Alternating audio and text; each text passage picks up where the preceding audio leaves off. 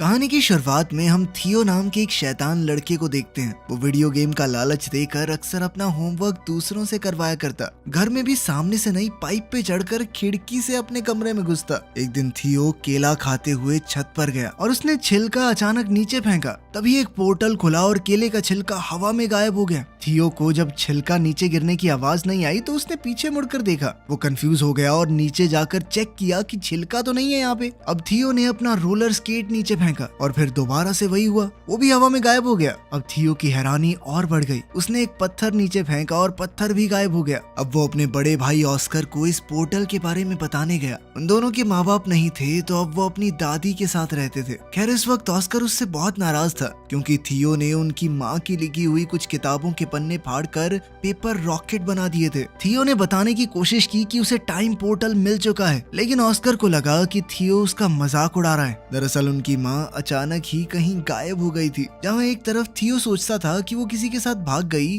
वहीं ऑस्कर का मानना है कि वो एक काबिल साइंटिस्ट हैं जो कि टाइम पोर्टल्स को ढूंढ रही थी और शायद अब किसी और समय में फंस चुकी हैं। वो उनकी रिसर्च को समझकर अपनी माँ को वापस लाना चाहता था। अब दोनों भाइयों में लड़ाई बढ़ती जा रही थी। इसी बीच दादी ने उन्हें कुछ खाने के लिए बुला लिया। दादी के आगे वो दोनों शांत रहे, लेकिन दादी के जाते ही दोबारा बहस शुरू हो गई। ऑस्कर ने गुस्से में थियो को एक आधी गाली बक दी, जिसके बाद थियो ने गुस्से में ऑस्कर का टर्टल पोर्टल में फेंक दिया। ऑस्कर बेचैन होकर हर जगह अपने प्यारे टर्टल को ढूंढने लगा, जिसके ना मिलने पर ऑस्कर ने हर जगह अपने टर्टल के मिसिंग पोस्टर्स लगाए। ऑस्कर उस टर्टल के बहुत करीब था। वो उससे अलग होकर बस रोता रहता। जल्द ही थियो को अपनी गलती का एहसास हुआ और उसने सब कुछ ठीक करने के लिए पोर्टल में कूदने का सोचा। पोर्टल में कूदते ही थियो भी वहां पहुंच गया जहां सब कुछ पड़ा था जो उसने पोर्टल में फेंका था। टर्टल भी वहीं पर था। थियो टर्टल को लेकर घर चला गया और वापस वहीं रख दिया, जिसके बाद वो चुपचाप सो गया। लेकिन अगली सुबह कुछ बहुत अजीब हुआ। थियो अभी सो ही रहा था, लेकिन ऑस्कर काम के लिए तैयार हो गया। अब ऑस्कर की उम्र काफी बढ़ चुकी थी। थियो दरअसल उस पोर्टल की मदद से 1990 से 2022 में आ गया था। यहाँ ऑस्कर एक फिजिक्स का प्रोफेसर है। जल्द ही ऑस्कर डेविड नाम के एक आदमी की दुकान पर कुछ सामान लेने गया।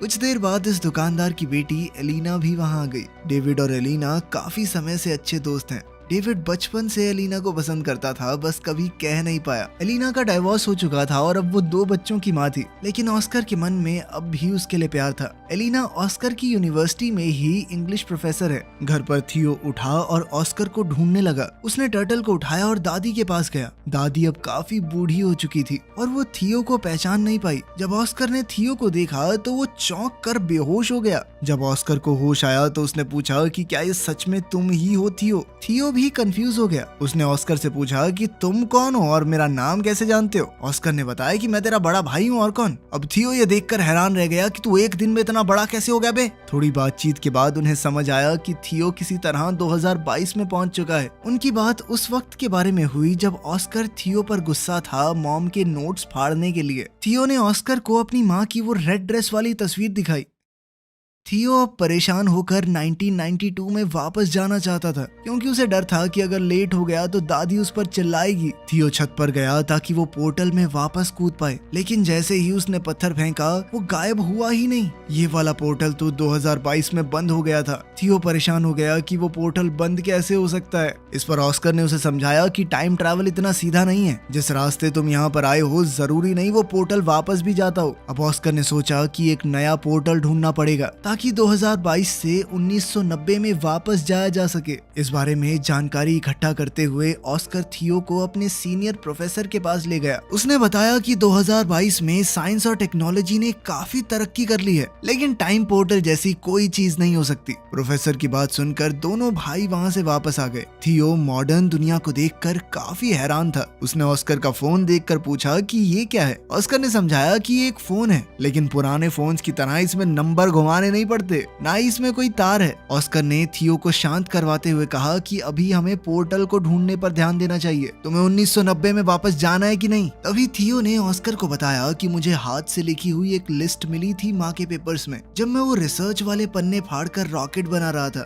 मैंने तुम्हें परेशान करने के चक्कर में वो डिक्शनरी में छुपा दी थी, हो सकता है उसमें कुछ मिल जाए। उन दोनों ने दादी से उस डिक्शनरी के बारे में पूछा तो दादी ने बताया कि उसने वो डेविड को दे दी थी। अगले दिन वो सुबह उठे तो ऑस्कर ने बताया कि वो डेविड से मिलने जा रहा है और थियो को चुपचाप घर पर रहने को कहा कि कहीं जाइयो मत। लेकिन थियो चुपचाप घर से बाहर निकलकर एक बड़े से मॉल में पहुंचा। मॉल में गैजेट्स को देखकर थियो एकदम हैरान हो गया। खास तौर पर उसने वीआर हेडसेट को इस्तेमाल करते हुए गलती से उसे तोड़ दिया। फिर ऑस्कर को वहां बुलाया गया जिसे सारे नुकसान की भरपाई करनी पड़ी। ऑस्कर ने थियो को बात न सुनने के लिए डांटा और फिर वो दोनों डेविड के डिपार्टमेंटल स्टोर में गए वो डिक्शनरी ढूंढने के लिए। डेविड ने बताया कि उसने डिक्शनरी घर पर रखी है। तभी वहाँ एलिना आई। थियो बहुत हैरान है कि एलिना बड़ी होकर इतनी खूबसूरत कैसे हो गई। तभी एलिना ने पूछा कि ये बच्चा कौन है, इसे मेरा नाम कैसे पता। इस पर ऑस्कर ने झूठ कह दिया कि ये मेरे कजन का बेटा है। ऑस्कर ने किसी तरह बात बदली और फिर एलिना ने दोनों को अपने घर में बुलाया जहाँ उसका बेटा बेटी वीडियो गेम खेलने में बिजी थे। थियो इन वीडियो गेम्स को देखकर बहुत इम्प्रेस हो गया और एलिना के बेटे जेन के साथ खेलने लगा। ऑस्कर को वो लिस्ट डिक्शनरी में मिल गई तो उसने थियो से कहा कि अब घर चलने का वक्त हो गया है। लेकिन थियो को वीडियो गेम खेलने में इतना मजा आ रहा था तो एलिना ने कहा कि थोड़ी देर खेलने दो इसे, मैं इसे खुद तुम्हारे घर छोड़ने आ जाऊंगी। लेकिन खेलते हुए एलिना के बच्चों ने थियो का मजाक उड़ाना शुरू कर दिया क्योंकि उसे आज के वीडियो गेम्स का कोई आइडिया ही नहीं था। ये लोग तो टाइम भी एलेक्सा से पूछते हैं।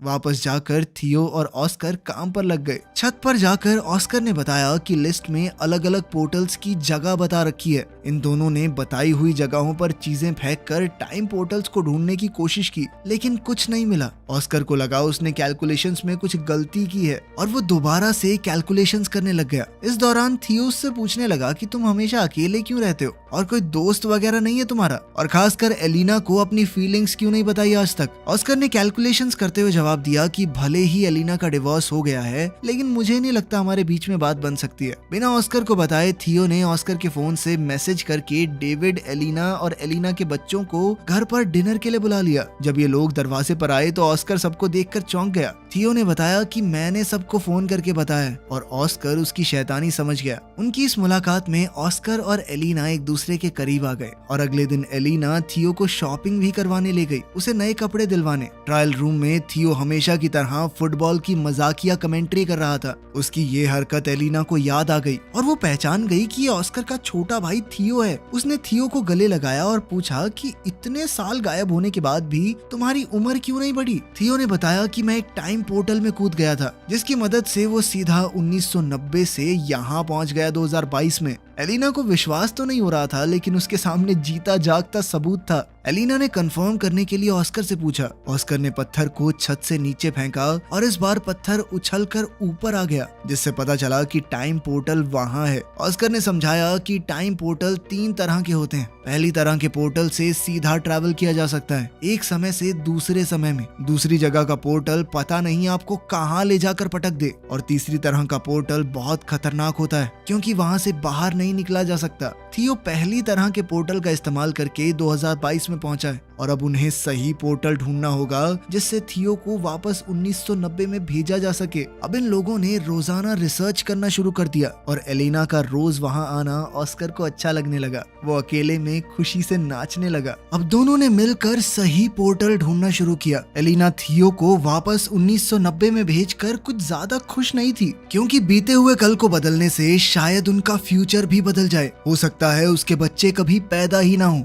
वो अपने बच्चों से बहुत प्यार करती थी लेकिन ऑस्कर ने उसे वादा किया कि थियो के वापस जाने से तुम्हारी जिंदगी पर कोई असर नहीं होगा। वो पूरी कोशिश करेगा कि एलिना की जिंदगी के साथ कोई छेड़छाड़ ना हो। अब वो लोग सोच में पड़ गए कि किस तरह ऐसा कुछ किया जाए कि दोनों टाइमलाइन जैसी हैं वैसी ही रहें। अब थियो ने दिमाग लगाया और अपनी माँ के लिखे हुए कोऑर्डिनेट्स को क्रैक करने के लिए उसने एलिना के बच्चों की मदद ली क्योंकि अगर वो उनकी मदद से बीते हुए कल में जाएगा तो ये पक्का हो जाएगा कि वो फ्यूचर में पैदा होंगे क्योंकि अगर वो ना होते तो वो कभी पास्ट में पहुंच ही ना पाता।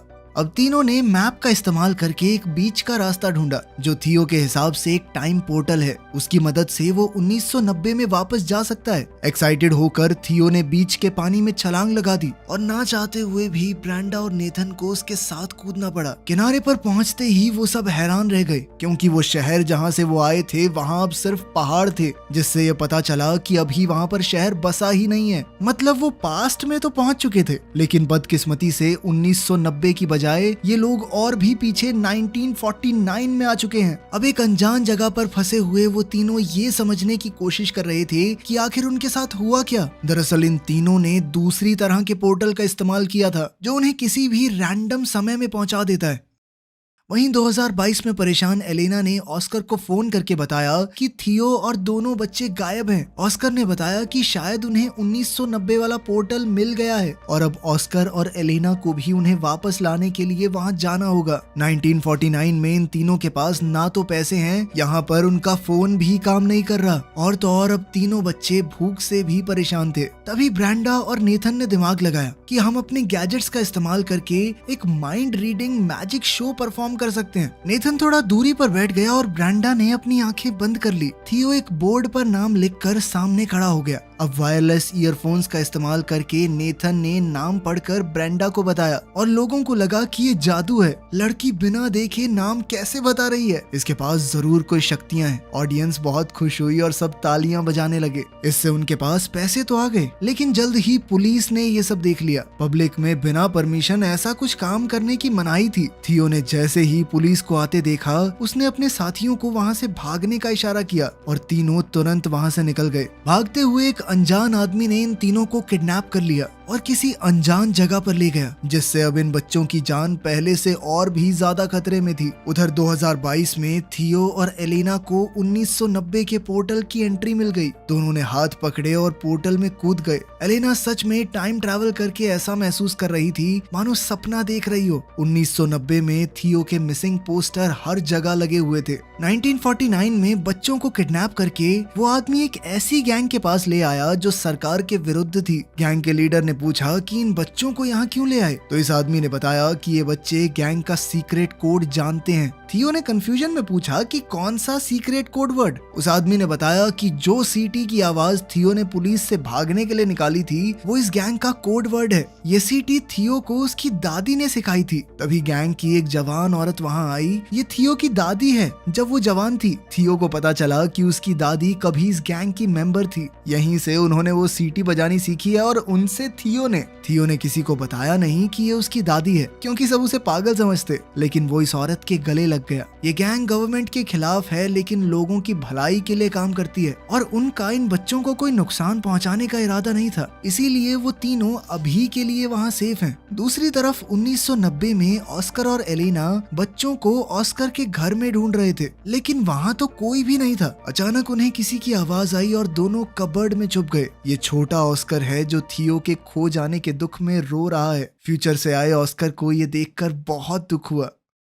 1949 में तीनों बच्चे उस गैंग के रहन सहन में ढलने शुरू हो गए थे, क्योंकि उन्हें लग रहा था कि वो जिस पोर्टल से यहाँ आए हैं वापस नहीं जा सकते। थियो की जवान दादी भी उनके साथ है, इसलिए थियो को ढलने में ज्यादा मुश्किल नहीं हो रही थी। थियो ने मौका देखकर अपनी दादी से कहा कि हमारे साथ एक फोटो ले लो और साथ ही अपनी दादी से कहा कि इस फोटो को हमेशा संभाल कर रखना। जब आप बूढ़े हो जाओगे तब भी इसे फ्रेम करवा के रखना। इससे साल 1990 में दादी के फोटो फ्रेम में अचानक चेंज आ गया। अब इस फोटो में थियो, ब्रेंडा और नेथन भी दादी के साथ हैं। थियो ने 1949 में इस फोटो के पीछे टाइम पोर्टल के कोऑर्डिनेट्स भी लिख दिए, जिससे 1990 में मौजूद ऑस्कर और एलेना को उसे ढूंढने में मदद मिल जाए। अब ऑस्कर और एलेना को लगा कि उन्हें वापस 2022 में जाना होगा ताकि वो सही पोर्टल से 1949 में पहुंच सकें और तीनों बच्चों को बचाकर वापस ला सकें। एक बार 1949 में पहुंच गए तो सब लोग 2022 में जाएंगे और वहां से थियो को 1990 में वापस भेज देंगे। ऑस्कर और एलेना पहले 2022 में वापस गए और थियो के दिए हुए कोऑर्डिनेट्स का इस्तेमाल करके 1949 में पहुंचे। वहां थियो ने दादी की गैंग के मेंबर्स को बताया कि उसका भाई ऑस्कर उसे लेने आएगा, इसलिए दो लोग पहले ही वहां खड़े थे। दादी की सिखाई हुई सीटी जब इन लोगों ने बताई तो उसका रिस्पॉन्स ऑस्कर ने वैसी ही सीटी बजा कर दिया, जिसके बाद ऑस्कर और एलेना को दादी की गैंग के पास ले जाया गया। एलेना अपने बच्चों को ठीक हालत में देखकर बहुत खुश हुई, लेकिन थियो अब वापस नहीं जाना चाहता था। उसे अब 1949 में ही अच्छा लग रहा था। ऑस्कर को यह सुनकर बहुत बुरा लगा। उसने थियो से कहा कि माना भाई हम दोनों लड़ते हैं, लेकिन इसका मतलब ये तो नहीं कि एक दूसरे से प्यार नहीं करते। वो नहीं चाहता उसका छोटा भाई उसे छोड़कर चला जाए। ऑस्कर ने कहा कि तेरे जाने के बाद मैं कितना समय तुझे याद कर करके रोया हूँ, तू सोच भी नहीं सकता। तभी वहाँ उनकी यंग दादी आ गई। ऑस्कर उसे देखकर हैरान था लेकिन कुछ बोला नहीं। अब इन सबको 2022 में वापस जाने का टाइम पोर्टल ढूंढना है, इसलिए गैंग का एक आदमी उन्हें गाड़ी में छोड़ने जा रहा था। ये आदमी और कोई नहीं बल्कि ऑस्कर और थियो के दादाजी हैं। जल्द ही उन्हें 2022 में वापस जाने का पोर्टल मिल गया और अब ऑस्कर ने थियो को वापस 1990 में भेजने की तैयारी कर ली। वो वाला पोर्टल वो पहले ही ढूंढ चुके थे उस कंस्ट्रक्शन साइट पर। थियो वापस नहीं जाना चाहता था क्योंकि 1990 में उसके पास कोई नहीं है, उसके माँ बाप नहीं थे, वो बहुत अकेला महसूस करता था। उसने ऑस्कर से कहा कि मैं अब तुम्हारे साथ रहना चाहता हूँ, तुम मुझे थोड़ी थोड़ी पापा की याद दिलाते हो। ऑस्कर ने बड़े प्यार से थियो को गले लगा लिया और समझाया कि 1990 वाला ऑस्कर भी बहुत अकेला है, उसे थियो की वहाँ बहुत जरूरत है। अगर तुम अच्छे से रहोगे तो मैं वादा करता हूँ कि मेरा छोटे वाला वर्जन भी तुम्हारा बहुत ध्यान रखेगा।